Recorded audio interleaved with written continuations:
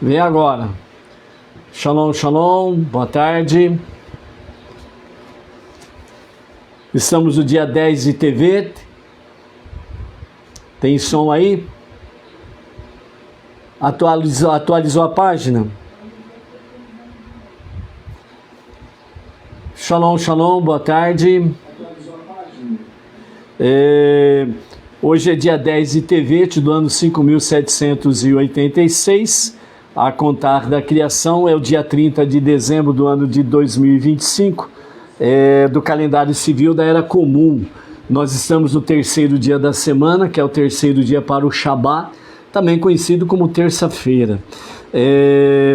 A nossa porção de Vairi é a última porção do livro de Bereshit, de Gênesis, né? Então essa semana nós vamos concluir o livro de Gênesis e vamos iniciar o livro de Shemot, onde nós teremos a história de Moshe principalmente, e aí sim nós vamos discorrer bastante sobre o assunto de Moshe. Esta semana nós temos 85 versículos e com ele, né, nós concluiremos então 1534 versículos estudados no nosso novo ciclo, né, dos estudos de Torá, ok? Então, Vairi significa e ele viveu, está falando obviamente de Iacov, né, como diz aí o verso 28 do capítulo 47, Iacov viveu na terra do Egito por 17 anos, e o total dos anos de sua vida foram 147 anos, ok? Vamos ver o que nos traz, né, os comentários de Rashi, os comentários do nosso Rebbe, de Narmanides, Ramban e outros comentaristas com referência a essa nosso início de porção da semana, ok? Primeiramente nós temos aí uma Vairi Iacov Be'eretz Mitzrayim, e viveu Iacov na terra do Egito, 47 o capítulo, verso 28. Então nós temos aí a Parashá Vairi, que significa ele viveu ou viveu, né? Nos fala sobre a aproximação da morte de Iacov, né? Segundo os nossos sábios, eles dizem que essa foi a parte mais vivida da vida de Iacov, ou seja, os 17 anos que ele viveu em plena paz, em pleno shalom, né, junto com todos os seus filhos, com toda a sua família. Quando a Torá ela nos diz e viveu Iacov, né, Rashi ele comenta dizendo que a vida verdadeira na Galut, no exílio, né, então mostrou que realmente no exílio Iacov ele viveu, e isso demonstra que realmente é possível, né, o judeu viver no Egito, ok? Os 17 anos que Iacov viveu no Egito foram os melhores de sua vida, sem dores, perseguições ou fome, ou seja, houve realmente uma plenitude de felicidade para Iacov. Iosif tinha 17 anos quando foi separado do pai. Iacov viveu 17 anos com Iacov no Egito, né? Então nós temos aí exatamente aquela questão que é expressa midá keneged midá, ou seja, medida por medida. E Iosif tinha 17 anos quando foi apartado de seu pai, e ele pôde viver 17 anos com muita alegria, junto com Iosif, seus filhos e toda a sua parentela. A vida verdadeira não é ausência de desafios, mas presença de sentido, continuidade e transmissão. Então, vida verdadeira é isto, né? Foi o que Iacov viveu 130 anos, e os 17 anos foram mais tranquilos dentro dessa questão de desafios, perseguições, fomes, etc. e tal, né? Então, Yaakov sente que os dias de morrer se aproximam, né? E quando ele sente que realmente os dias se aproximam, né, da sua morte, então ele começa a tomar certas decisões, certas atitudes, né? Então a Torá, ela não fala Yaakov, né? Mas ela diz vai crevu e mei Israel lamut, né? Ou seja, quando Israel percebeu que logo morreria, chamou por seu filho Iosif. Então aqui nós vemos que a Torá novamente ela muda, ela não chama Yaakov, mas ela diz Israel. E por que isso? Porque segundo o Zohar, o livro do Esplendor, cita para nós que Yaakov é uma dimensão pessoal, né? Ele, família, suas lutas, os seus desafios, etc. Mas quando se refere a Israel, então ele está dizendo numa dimensão nacional e eterna. Yaakov, como homem, ele tem o seu limite, a sua mortalidade. Mas como Israel, ele tem uma dimensão nacional, o povo, e é uma dimensão eterna, né? Então é quando nós podemos diferenciar, quando a Torá fala de Yaakov, está falando num nível pessoal, quando fala de Israel, está falando de um nível coletivo, nacional, o povo, né? Então quando Yaakov se prepara para partir, ele fala como Israel, patriarca de um povo eterno, por isso a mudança do nome, né? Por que exatamente Yaakov chama por Iosif? Por que Iosif e não os demais filhos? Então é interessante nós observarmos isso, porque tem um significado geográfico, lógico, né? E do momento, ou seja, Iosif era governante no Egito, portanto, acima dele só estava o faraó, e tudo e todos estavam abaixo de Iosif, certo? Então, somente Iosif poderia garantir o pedido que Yaakov ia fazer, de não ser sepultado, enterrado em Mitzrayim, no Egito, né? Então, Narmanides, ele comenta da seguinte forma: Iosif representa a continuidade espiritual no exílio. Ele provou que é possível viver no Egito sem se tornar Egito.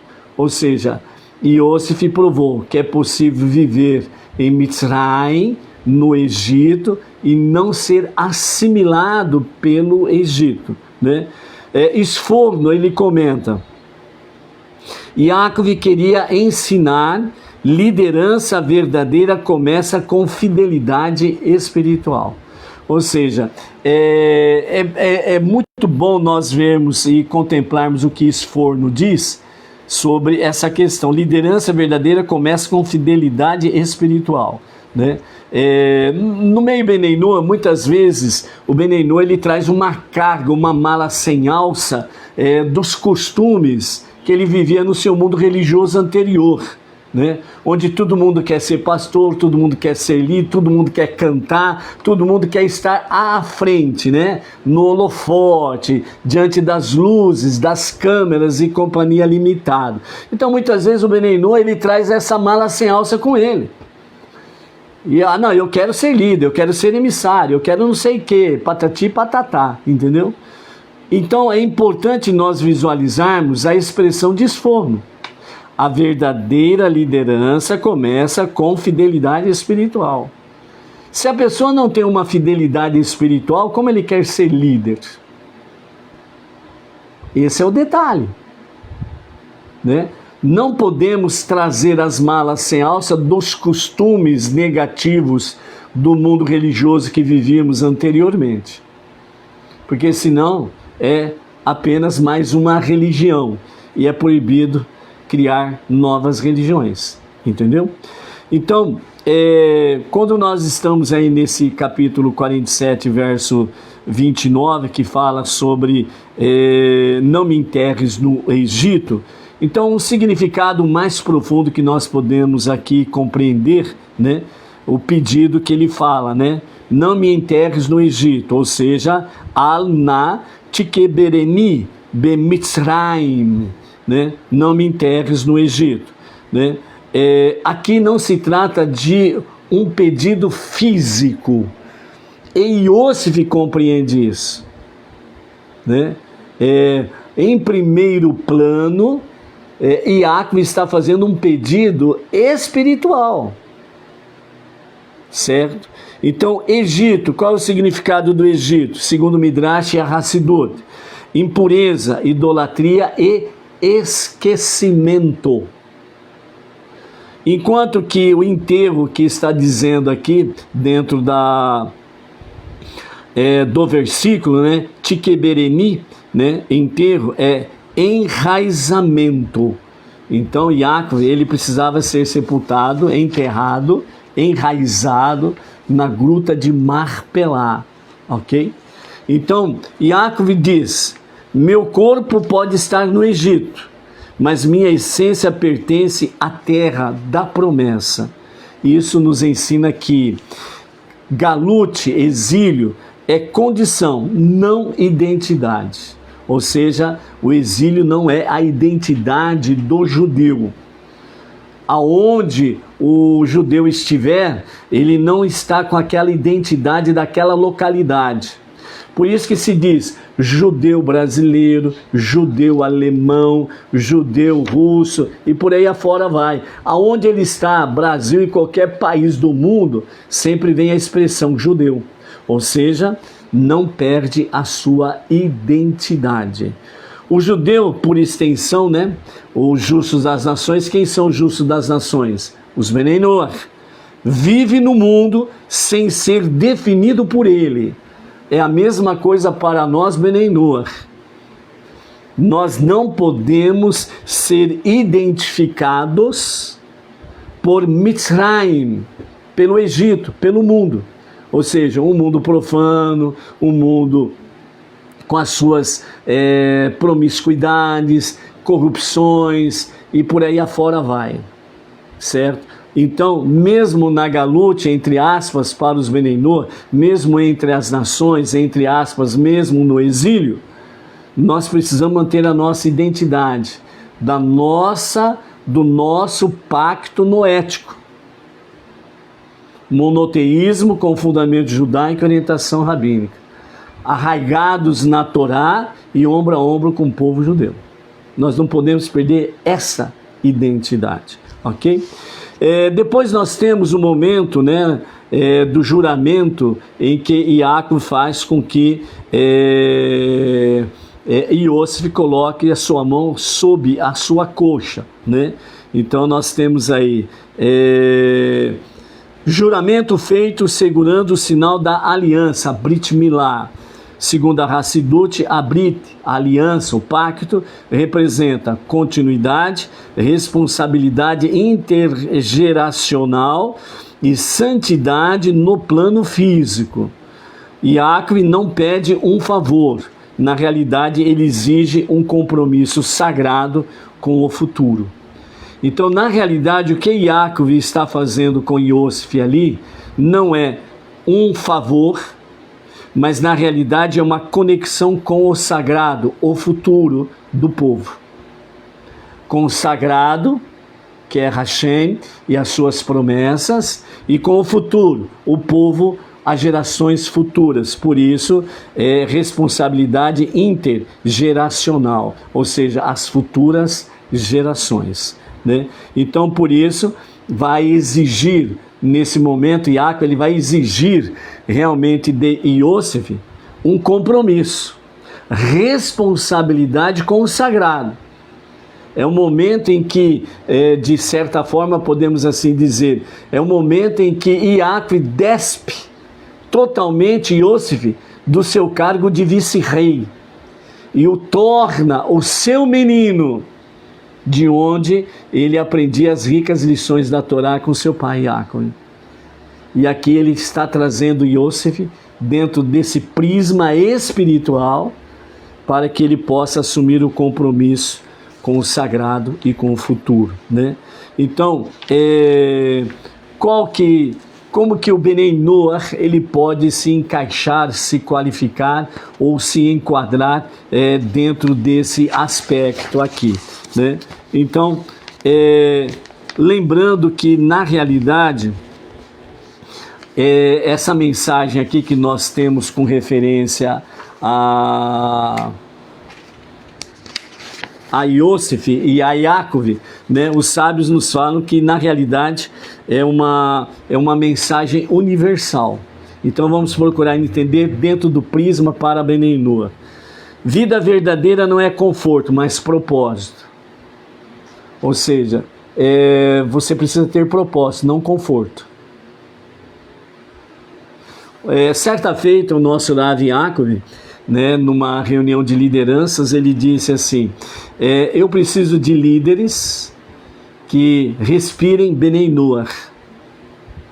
Sonhem, vão dormir sonhando com Benei Noach. Acordem pensando no Benei Noach.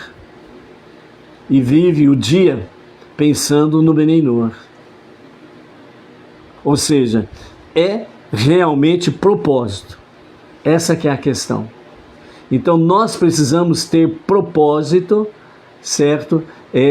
Sobre o nosso monoteísmo com fundamento judaico e orientação rabínica, né? Na nossa missão. Outra questão: é possível viver em uma sociedade corrompida sem absorver os seus valores? Ou seja, valores negativos, obviamente, porque é uma sociedade corrompida em todos os níveis. Então nós podemos viver, sim, à semelhança de Yosef, num Egito promíscuo em todos os níveis, mas não se contaminar com ele.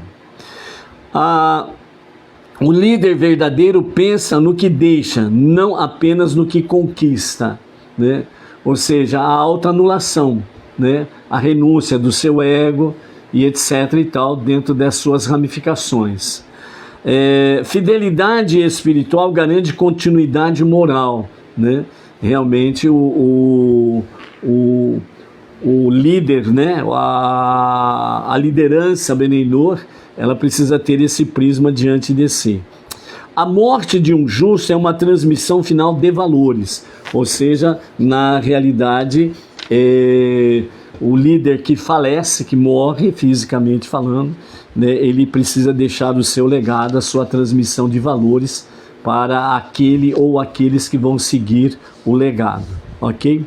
Então, mesmo vivendo no Egito, entre aspas, no mundo moderno, o ser humano pode escolher viver com verdade, justiça e responsabilidade diante de Deus. Isso está ao nosso alcance, é uma questão de decidir. Entendeu? É uma questão de decidir. Por isso, na nossa Parashá Vairi, né, Yaakov, né, porque vida não é estar vivo, é preparar o mundo para continuar vivendo com sentido após. O após. Ou seja, aqui nós temos realmente na nossa Parashá Vairi a questão de Yaakov. Ele está vendo que os dias da sua morte se aproximam, então ele começa a fazer os preparativos para que possa realmente deixar o legado, né? Valores. Por isso, porque vida não é estar vivo, vida é preparar o mundo para continuar vivendo com sentido após a nossa passagem deste mundo, ok? Então esse é o propósito que nós precisamos ter aí diante de nós, na nossa ação. Segundo o Midrash Rabbah, Sedrá 42, que é Sedrá Parashá 42, sobre um enquadramento midrástico, né? Que Yaakov sente a aproximação da morte e chama Yosef. Então esse Midrash traz para nós alguns conhecimentos da seguinte forma: o justo que vive entre as nações sem perder a sua identidade e cuja vida prepara a redenção mesmo dentro do exílio, da Galut. Ela não fala apenas em um episódio histórico, mas em um padrão espiritual. Ou seja, dentro da nossa Galut, ou seja, dentro do nosso exílio, entre aspas, entre as nações, né? nós precisamos ter diante de nós realmente sempre a preparação para a redenção. Tudo que nós fizermos, nós precisamos visualizar a redenção final, com a revelação do justo e verdadeiro Mashiach. Então, vamos dizer assim, esse fruto nós precisamos realmente fazer permanecer na nossa existência e mesmo após a nossa existência, até que ela aconteça, né? Então, Bereshit Rabá, Sedrá 42, segundo o Midrash, né, nos fala que o justo que vive entre as nações sem perder a sua identidade, realmente tem um grande mérito, né? Não perder a sua identidade, a nossa identidade no pacto noético, a nossa identidade no monoteísmo com o fundamento judaico e orientação rabínica, né? Então nós não perdemos a nossa identidade. Dessa forma, nós estaremos realmente acelerando a revelação de Mashiach. Então, isso não é uma questão histórica, diz o Midrash Sedrá 42, mas é uma questão de padrão espiritual.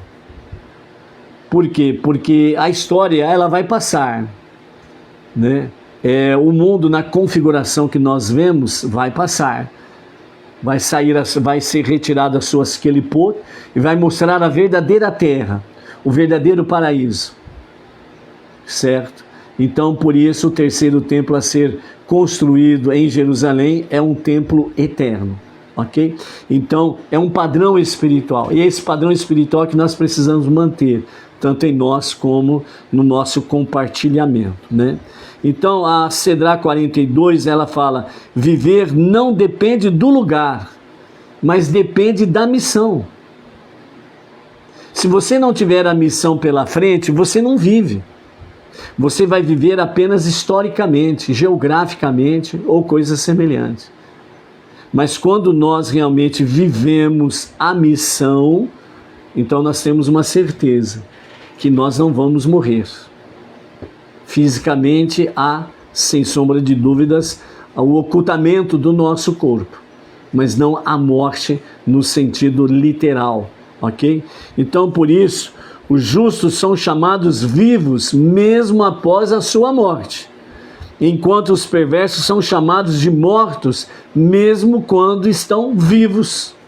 Essa é a diferença, como diz o profeta Malaquias, né? Mais uma diferença entre aqueles que servem a Hashem e aqueles que não servem a Hashem, ok? Então a conexão direta com a Parashá Vairi, né, que chama E viveu Yaakov, mais imediatamente fala de sua morte. Então o Midrash explica essa aparente paradoxo ou contradição, né? Então vida, segundo o Midrash na Parashá, né, vida é diferente de biologia, vida biológica. Vida aqui dentro desse contexto, segundo o Midrash, é um alinhamento com a vontade de Hashem. Ou seja, quem está alinhado com Hashem não morre jamais. Por isso Yaakov está vivo, justamente quando começa a transmitir o seu legado. Ou seja, ele vivo está vivo, e já se preparando para a sua morte, ele continua vivo.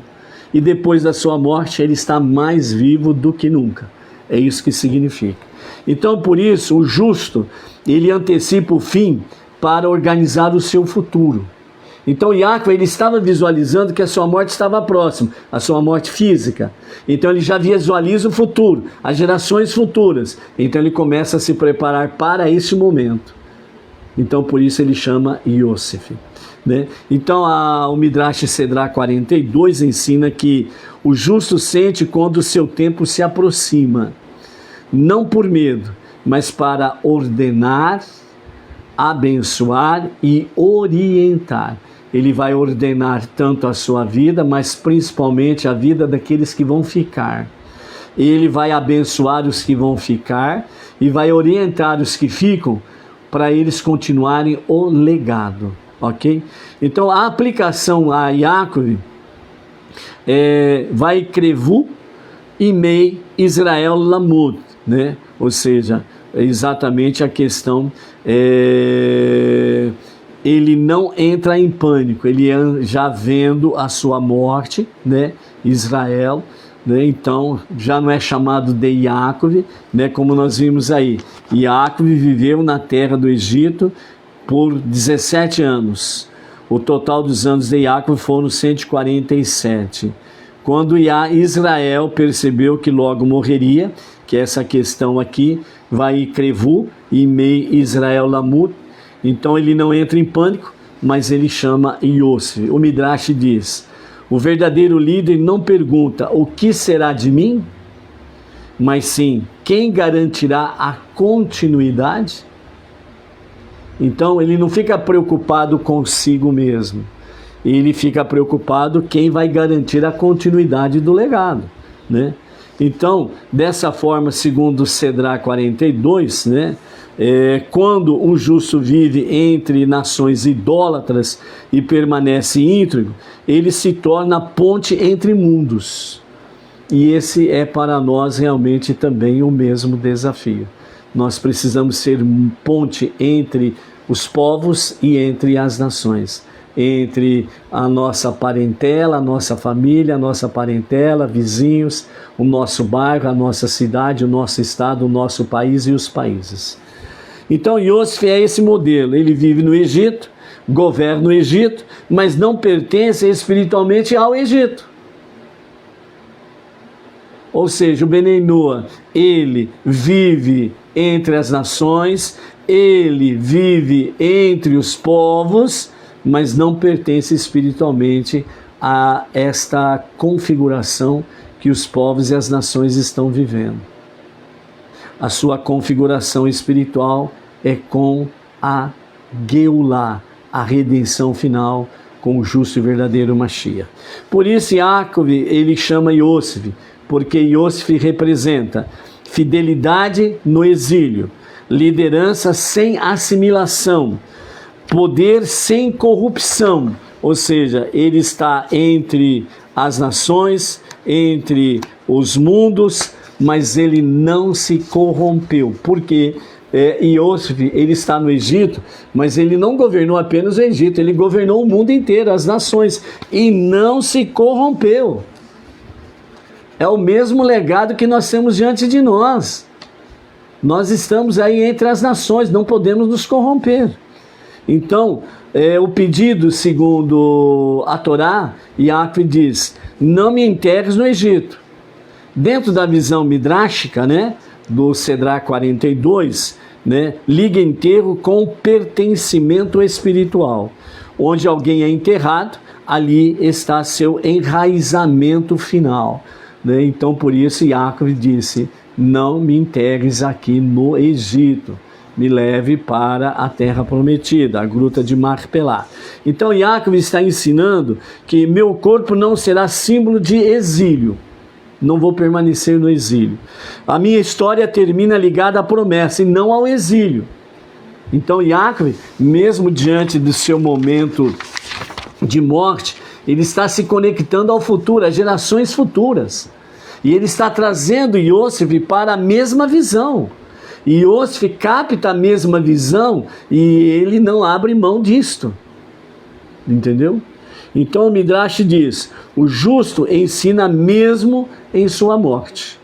Seu último ato é um ato educativo, para orientar, abençoar, né, e fazer com que as pessoas sigam o legado, né?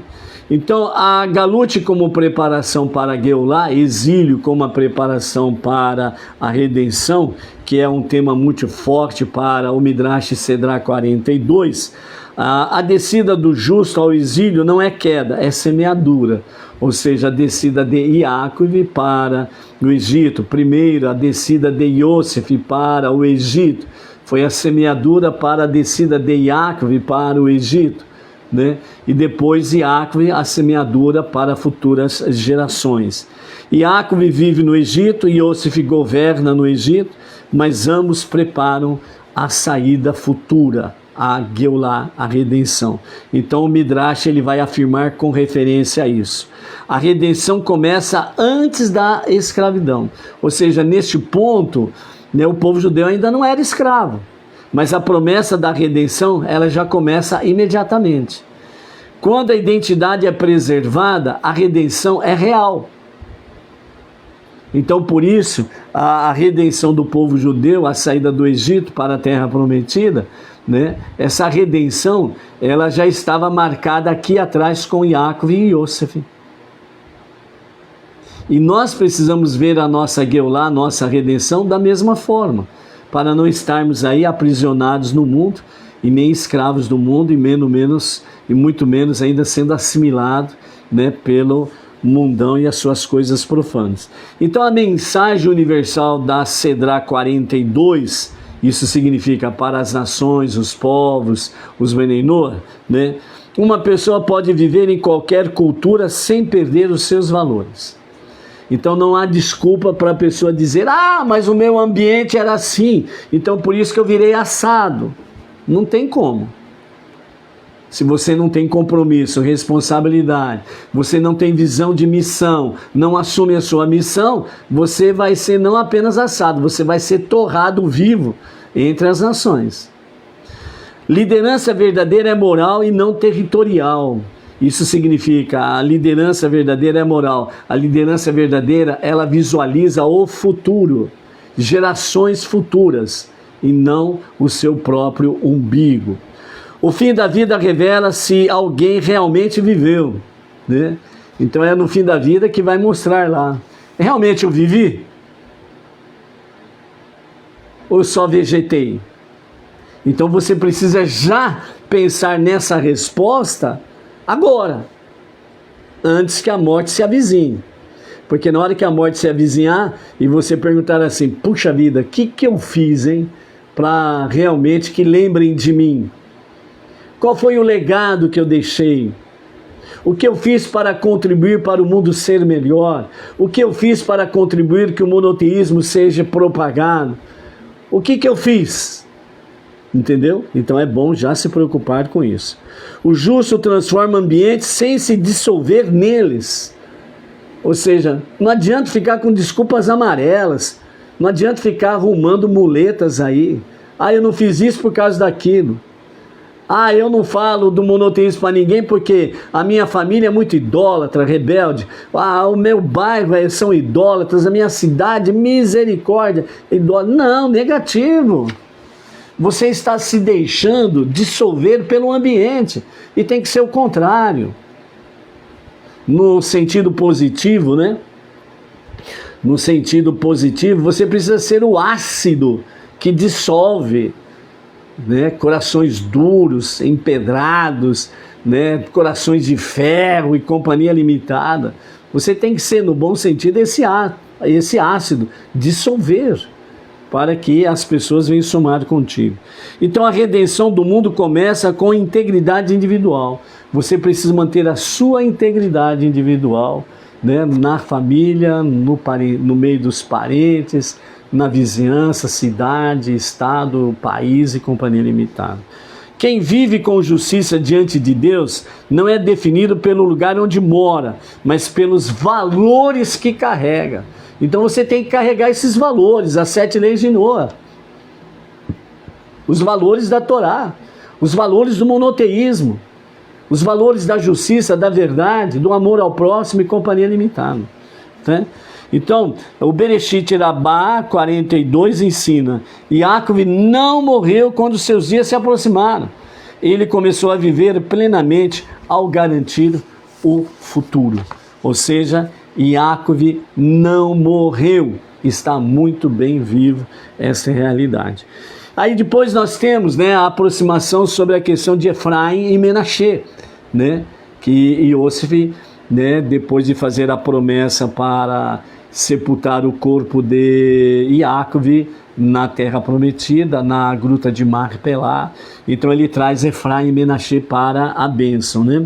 Então, Bereshit Rabá 42, né, Cedrá 42, nos fala, né? Aqui nós temos a questão da continuidade realmente espiritual no exílio, né? Sem perder a identidade, né?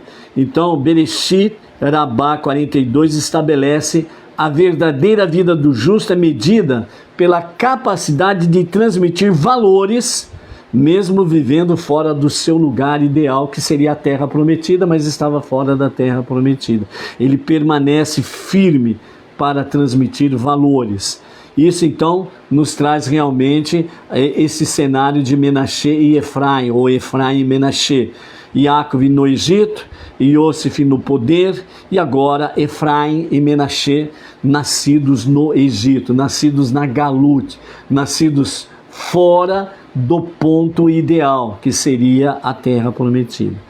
Então, Efraim e Menaxê nasceram no Egito, cresceram no palácio, tinha uma mãe, entre aspas, egípcia, né, porque foi criada, mesmo sendo filha de Diná, né, Azená, sendo criada no Egito, né, pelo Potifar e a sua esposa, né, mas tinha uma mãe, entre aspas, egípcia. Né, à luz da Cedrá 42, desse Midrash, se eles permanecerem ligados à herança de Israel, então a Galut não venceu, o exílio não venceu. Por isso Iacove diz, Efraim e Menaxê são meus, como Reuve e Shimon. Então nesse momento Iacove ele toma posse de Efraim e Menaxê como filhos dele, né? Só abrindo um parênteses, né, é um costume, né, dos avós chamarem os seus netos de meus filhos, né? Como eu e a Edna somos vovós, nós temos esse costume. E também lá atrás, quando nós tínhamos os nossos avós também, né, os nossos avós nos chamavam de filhos, né? Então esse é um costume muito bem judaico, que veio através de gerações e enraizou-se nas nações, né? Então essa é a realidade. Iacove aqui está tomando posse de forma espiritual, literal, de Efraim e Menaxê como seus filhos. Não é uma questão de adoção, é declaração de vitória espiritual dentro do exílio. Por quê? Porque assim como Iosif, a sua mulher Asnat, e assim como Efraim e Menaxê, por estarem no Egito, viverem no Egito, crescerem no Egito, não se assimilaram, não foram corrompidos pelo Egito. Entendeu? Então esta é a lição que fica para nós dentro do aspecto nosso como Benei Noah entre as nações, entre os povos. Nós não podemos nos deixar sermos corrompidos por aquilo que aí está. Ok? Menaxê vem de Naxá, que significa esquecer, como nós vamos ver ali na frente também, aliás, como nós vimos ali atrás, quando Iosif deu o nome de Menaxé ao seu menino. O Cedrá 42 ele explica que o primeiro passo na Galut é sobreviver. Então, só de escolher a questão sobreviver significa que os desafios não são fáceis. Para isso, às vezes, a dor do passado é silenciada. Então, Iosif ele teve que silenciar a dor do passado para poder viver o presente. Se ele ficasse se remoendo o passado que foi vendido pelos seus irmãos, então ele teria sido corrompido pelo Egito, mas ele não fez isso. Então, Menaxê representa estabilidade, adaptação e organização no exílio. É se estruturar no exílio. É o que nós precisamos fazer no nosso exílio entre as nações.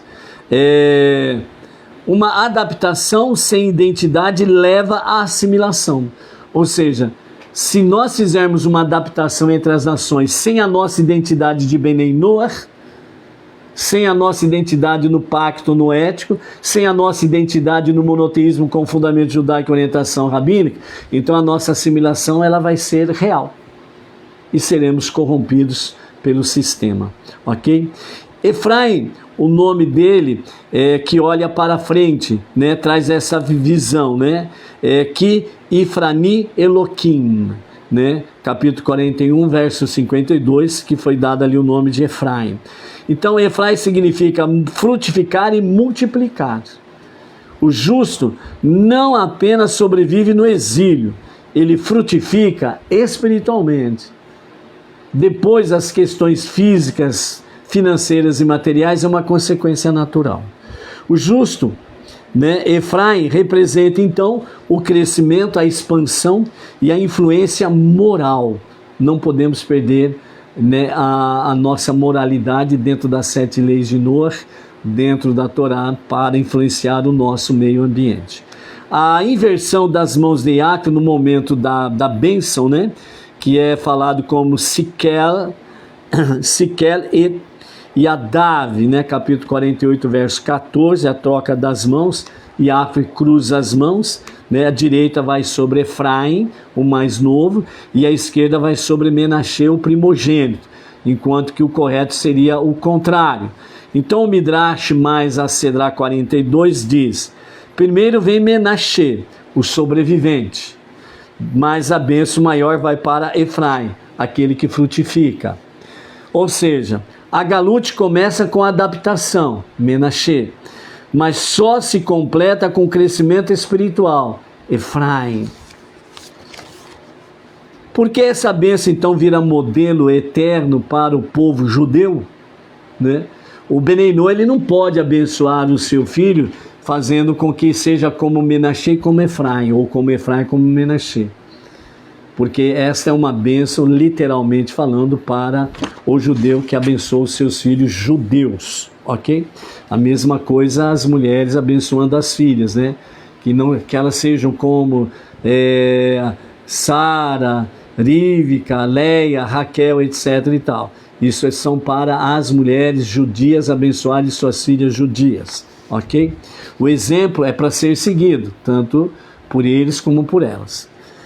O Sedrá 42 explica: eles são o primeiro modelo de identidade preservada fora da terra prometida. Por isso Menaxê e Efraim. Por isso toda a bênção futura se baseia neles, né? Não diz na bênção, né, que é feito literalmente do pai judeu para os filhos judeus, não diz como Avraham e nem como Itsahak, né? Mas sim como aqueles que venceram o exílio por dentro, né? Menaxê e Efraim venceram o Egito por dentro. A aplicação, né, para os Beneinô, né, nessa mensagem que também é universal: é possível nascer em um ambiente confuso e viver com valores, né? Por isso diz o profeta: herdamos dos nossos pais só mentiras. Primeiro é preciso estabilidade, a semelhança de Menaxê, o primogênito. Depois vem a frutificação ética, Efraim, a questão de valores, moral, ética, espiritualidade. Influência positiva é o objetivo final, ou seja, nós precisamos manter e preservar os bons valores para podermos influenciar. Justiça vivida no cotidiano é a verdadeira bênção, ou seja, tudo que fizermos, façamos realmente com justiça. O justo não apenas se adapta ao mundo, mas ele melhora o mundo. Esta é a nossa missão: transformar este mundo para ser a moradia de Hashem. Então Efraim e Menaxê mostram que o exílio não define o futuro. Valores vividos com fidelidade transformam até o Egito em solo de bênçãos, ou seja, você pode transformar o seu meio ambiente, você pode transformar o seu, entre aspas, o seu mundo realmente em bênçãos. Depende de você, ok? E agora teus 2 filhos que te nasceram na terra do Egito, Efraim e Menaxê, são meus, como Reuven e Shimão, né? Segundo a Hassidut, né? E a visão do nosso Rebbe Menahem Mendel, né? A pergunta central da Hassidut é: por que Yaakov toma os filhos de Yosef? Eleva Efraim e Menaxê ao status de tribos e ainda diz: serão meus? Eles nasceram fora da terra prometida, dentro do Egito, no auge do exílio, ok? Então, na visão do nosso Rebbe, segundo os seus ensinamentos, o Rebbe ensina: Yaakov não está retirando os filhos de Yosef, mas revelando a essência dos filhos de Yosef. Serão meus significa: eles pertencem diretamente ao nível espiritual de Yaakov. Imagine isso. Sem mediações, sem proteção territorial e sem ambiente favorável, eles se elevam ao nível de Yaakov. Por quê? Porque Yaakov ficou 22 anos fora da sua terra prometida e não se corrompeu com ela. Ou seja, Menashe e Efraim, eles são elevados ao mesmo nível de Yaakov, no exílio, sem se corromperem, em nenhum nível, em nenhum sentido. Isso revela o princípio-chave da Hassidut. A essência da alma judaica não depende do lugar onde a pessoa nasce.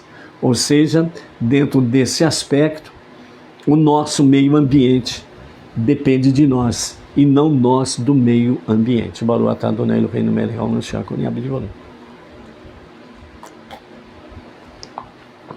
Então a realidade é: apaga do seu vocabulário e dos seus sentimentos.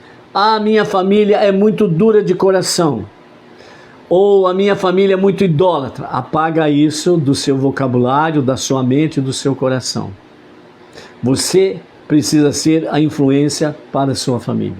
O meio ambiente, a minha cidade, o meu bairro, a minha vizinhança é muito idólatra, né? Dá até medo de falar, de ter alguma reação agressiva. Apague isso do seu vocabulário. Você serve o único Deus Todo-Poderoso. Esse é o detalhe, entendeu? Você está a serviço do único Todo-Poderoso. Isso significa que você é um emissário, uma emissária de Hashem. Ok? Edna? Edna? A campainha. Por que isso só acontece com Efraim e Menashe? Segundo o Rebbe, as 12 tribos nasceram na terra de Israel. Efraim e Menashe nasceram no centro da impureza egípcia.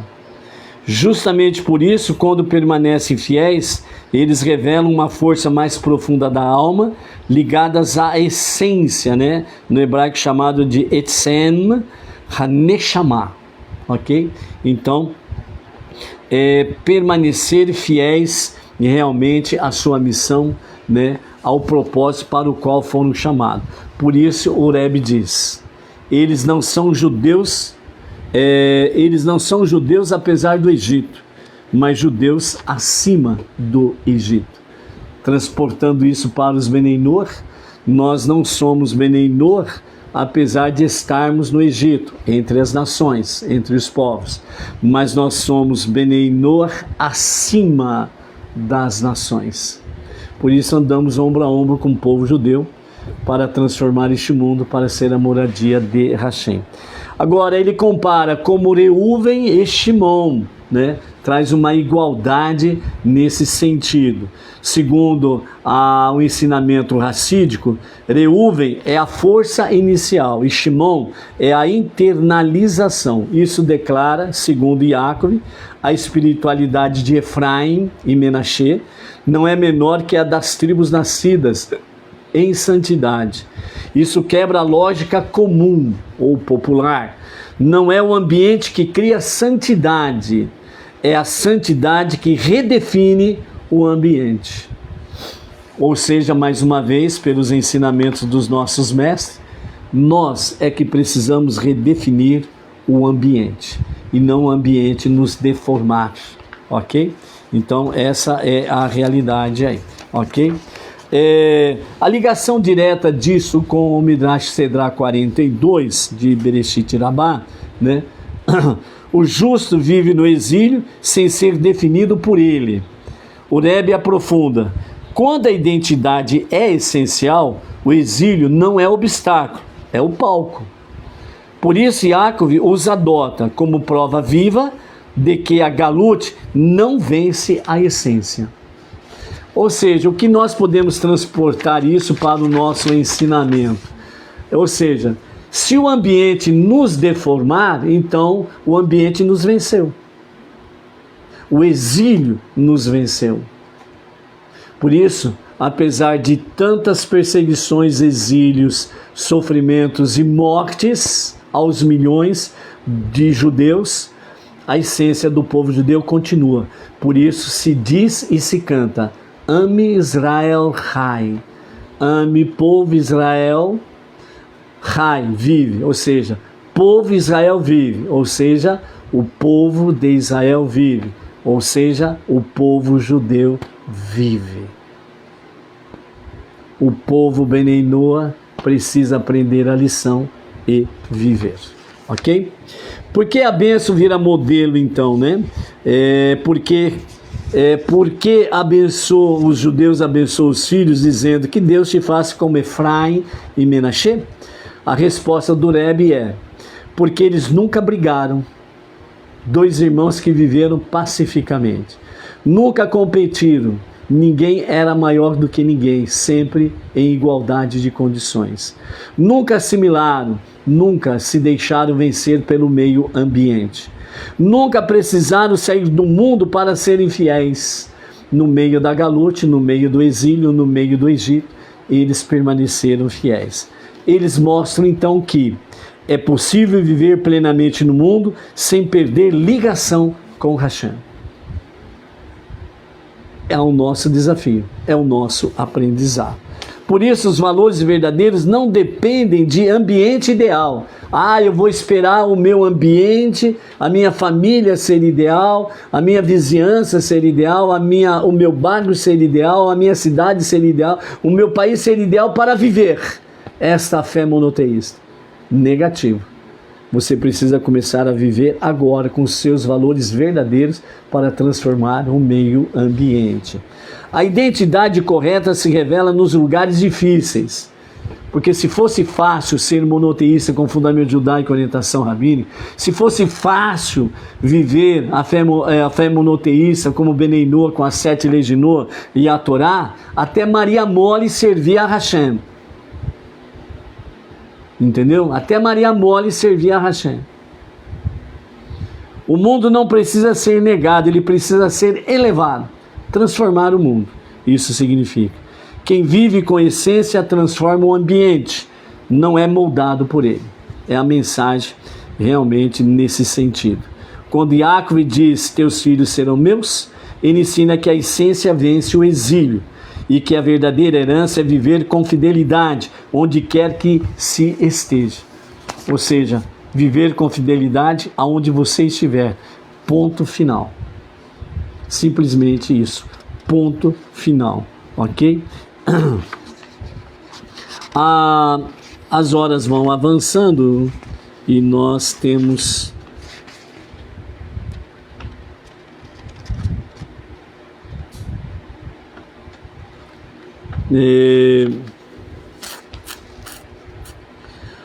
no capítulo 48, verso 8, nós temos algo interessante, né?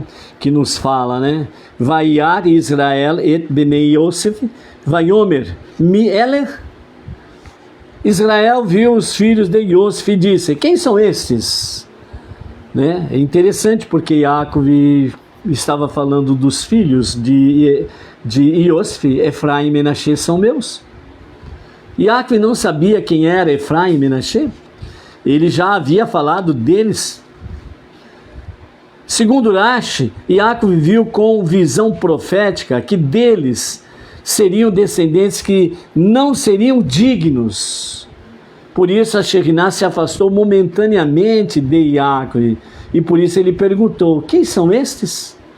Não é ignorância factual, é quebra de clareza espiritual. Segundo Midrash, enquanto Yaakov falava como Yaakov, ele tinha clareza. Quando passou a agir como Israel, buscando elevar e abençoar, ele percebeu futuras fragilidades espirituais da descendência de Menaxê e Efraim. Ele vê reis ímpios vindo de Efraim, né? E Orovam, por exemplo, períodos de afastamento, né? De Hashem. Isso gera a pergunta: esses que eu quero elevar, que eles serão quem serão eles no futuro, né? Então, por isso, essa pergunta, né? Segundo a Hassidut, ensina algo decisivo. A pergunta, Mi Eler, ou seja, quem são esses? Não é sobre identidade, mas sobre origem da força espiritual. Então, Yaakov se pergunta, como é possível que crianças nascidas no Egito, educadas no palácio, mantenham conexão com santidade essencial? Ele vê uma contradição, origem elevada, ambiente profundamente impuro. O Rebbe de Lubavitch, o nosso Rebbe, explica, Yaakov quis verificar se a ligação deles com Hashem vinha da educação de Yosef ou da essência da alma. Por isso ele pergunta, quem são eles? De onde vem a identidade deles? Yosef responde, meus filhos são, que Deus me deu aqui. A ênfase em Deus me deu mostra a origem divina dos filhos. Aqui mostra que foram dados aqui no Egito, na Galut, no exílio, né? Segundo a Hassidut, a pergunta, porque a pergunta vem antes da bênção, né? Então a bênção só pode repousar quando a essência está revelada. Então era preciso primeiro revelar a essência para que depois Yaakov desse a bênção. Por isso a pergunta, Mielech. Então a pergunta em si ela não rejeita, ela refina, ela prepara o recipiente para a bênção. Então a pergunta não é uma reprovação de Menashe e Efraim, mas é exatamente o momento de refinar para poder elevá-los para receber a bênção, né? Então, a ligação, né, com o Midrash Sedra 42, o justo no exílio revela sua essência quando o ambiente não o ajuda. E Yaakov testa isso. Eles são produtos do Egito? Ou portadores de essência? Esse é o fundamento da pergunta. E a resposta de Yosef, então, confirma a essência venceu o exílio. A essência de Menashe e Efraim não perderam a sua identidade, por isso venceram o Egito, venceram o meio ambiente. Então isso deixa bem claro como uma mensagem universal, mensagem para as nações, mensagem também para os povos. Identidade não é ambiente, né? Hoje em dia, por exemplo, a gente escuta muitas pessoas dizendo assim, eu tenho vergonha de ser brasileiro. Então o meio ambiente que nós estamos vivenciando está deformando as pessoas. Eu tenho orgulho de ser brasileiro, porque é aqui que eu nasci, mas eu não perdi a minha essência. A minha essência é monoteísmo, a minha essência é servir ao único e verdadeiro Deus, baseado nas 7 leis de Noa. Eu tenho orgulho de ser um Benei Noa brasileiro, ponto final. E bate no peito e seja feliz, entendeu? Essa é a realidade, tá bom? Educação ajuda, mas a essência ela decide. Ou seja, estudar, conhecer, pesquisar, ajuda muito. Mas a essência da sua alma, a sua essência de cumprir a missão, o propósito, com compromisso e responsabilidade, é que decide. O teste real vem antes da bênção. Primeiro você vai ser testado, para depois receber a bênção. Porque na realidade, Deus ele não dá bênção para moleques. Deus não dá bênção para palhaços. Traduzindo isto, Deus não dá bênção para aqueles que se corrompem com o meio ambiente. Entendeu? Valores verdadeiros se provam nos lugares difíceis. Mais uma vez, se fosse fácil, até Maria Mole servia a Hashem. Antes de abençoar, é preciso saber de onde vem a identidade. Quando Yaakov pergunta quem são estes, ele ensina que a bênção repousa não sobre aparência ou origem, mas a bênção ela repousa sobre a essência revelada mesmo na Galut, mesmo no exílio. Ponto final, entendeu? Então esta é a realidade.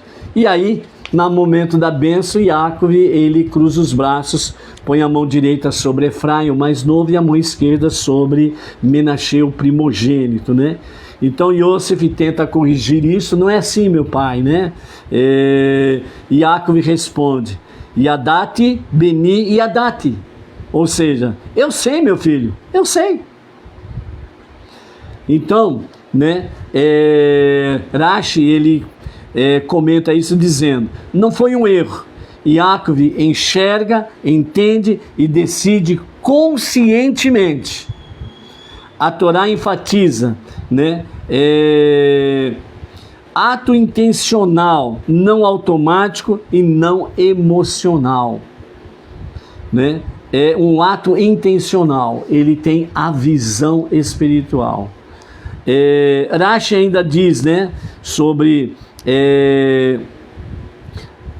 dentro de uma visão profética. Yaakov viu que de Efraim sairia Yehoshua ben Num, Josué, conhecido popularmente, liderança que levaria Israel à terra prometida. De Menashe sairiam líderes importantes, mas impacto espiritualmente menor do que de Efraim, menor do que Yehoshua, né, Josué. Então a direita, que é Hesed, força maior, bênção, benevolência, vai onde há maior influência futura, né? O Midrash diz que é uma questão de prioridade espiritual. Primogenitura é natural, porém a bênção maior segue missão espiritual e não a ordem biológica, né? Essa invenção então nos ensina, a Torá não segue convenções, ela segue o propósito divino, ok? Então, né, nos dois estágios da Galut, a Hassidut nos ensina, Menashe, que Nashani Eloquim, esquecer a dor, representa sobrevivência, adaptação, estabilidade no exílio. Efraim, que Ifrani Eloquim, que significa Efraim frutificar, representa então expansão, crescimento e influência espiritual. E a Hassidut comenta, primeiro é preciso existir no exílio, Menashe, mas o objetivo é transformar o exílio, elevar, transformar, Efraim. A linguagem hassídica, né, direita e esquerda, direita significa Hesed, revelação e expansão, e a esquerda, Gevurah, contenção e estrutura, severidade. Yaakov ensina, a estrutura é necessária sim, mas a bênção máxima vai para quem expande santidade no mundo, ok? Então, esta é a linguagem. Então, ao cruzar as mãos, Yaakov ensina que sobreviver no mundo é necessário, mas frutificar espiritualmente é o verdadeiro objetivo da vida, né? Então, o ambiente, né, finalizando, o ambiente não define o valor da pessoa. A identidade verdadeira se prova nos lugares difíceis. É aí que se conhece o valente, o guerreiro, o vitorioso. Sobreviver é necessário, frutificar é o objetivo, né? Sobreviver é necessário. É o Benenu que cruza os braços e não faz mais nada. Bom, eu sou monoteísta, creio no único Deus, está muito bom, né? Eu vou comer frutos no jardim do Éden, está muito bom. Cruza os braços e fica nessa, certo? Frutificar é o objetivo, é aquele que arregaça a manga, né, e vai para a luta, quer expandir, quer frutificar, multiplicar os monoteístas, aqueles que servem a Hashem. Então, essa, vamos dizer, é a diferença aí. A bênção repousa sobre quem eleva o mundo com justiça. Obviamente, aquele que arregaça as mangas para a luta será muito mais abençoado, né? Então, né, encerrando, né, vai rir, Yaakov viveu, porque ensinou que a essência não se perde no exílio, ela transforma o mundo e ele prepara a redenção. Por isso, o mérito grande, quem que tem mérito grande? Aquele que transformar a Torá em vida e orientação prática ao próximo. Então, aqueles que transformam a Torá em vida, não apenas letras, não apenas livros, mas transformam a Torá em vida e orientação prática na vida do seu próximo, ele obtém grandes méritos diante de Hashem. ok? Então, nesse sentido, nós deixamos aqui, para finalizarmos esta mensagem. Kol hakavod, kol hakavod, ou seja, toda honra a quem escolhe agir com verdade, pois ações corretas têm peso eterno diante de Hashem. Por isso, a você que arregaça as mangas para o trabalho, a Hashem, como Benei Noah, para você, Kol Hakavod. Toda honra a quem escolhe agir com verdade, pois ações corretas têm peso eterno diante de Hashem. Ok? Diante do calendário civil da Era Comum, nós nos veremos somente no ano que vem. Por isso, Shalom Shabbatov, até o ano que vem. Baruch Hashem.